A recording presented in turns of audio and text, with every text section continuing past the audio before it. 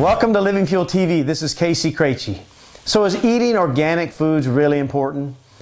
Are they more healthy and nutritious than conventionally grown foods? Not according to a recent study by Stanford University that was just published in the Annals of Internal Medicine. So this study says that organic produce offers no benefit over conventional farming methods when it comes to nutrition and health, according to the findings of a new wide-ranging review of the evidence. Now, does this really make sense to you? If you've been with us very long, you've seen that we've reported on the dirty dozen, the conventional foods that have more pesticides than the best ones. If you separate the foods that are conventionally grown, some of them have more pesticides than others, and we reported on which ones those were. It was done by the Environmental Working Group. So we've reported on that for 2, 3, 4 years now, and there's been a lot of back and forth over whether organic food is worth it or not. This study talks about that the team did find that organic food consumption reduced exposure to any detectable pesticide residues by about 30%, but noted that pesticide levels were generally within allowable limits for safety anyway. 30%.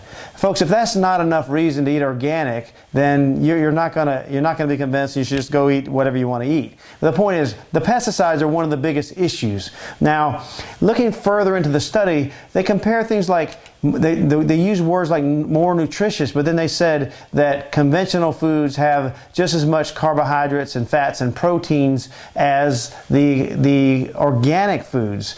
No one, I don't think, has ever argued whether the fat content or the protein content or the carbohydrate content was any different in conventional or organic.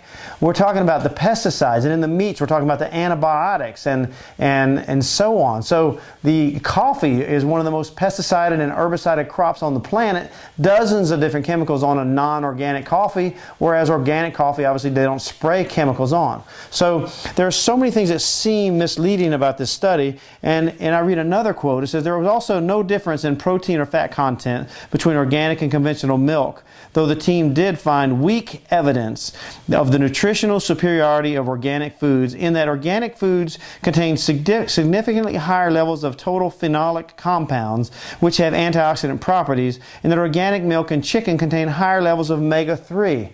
Again, we're talking dramatic differences. If you have higher omega-3 and higher phenolic compounds, then it is simply better for you. So another thing I want to point out here is, it says while researchers found organic produce is 30% less likely to be contaminated with pesticides than conventional fruits and vegetables, the reviewers noted that organic foods are not necessarily 100% of pesticides. Of course, there's pesticides in the atmosphere, it's in your water, it's going to be everywhere, but we're talking trace amounts versus amounts that can cause harm to human health.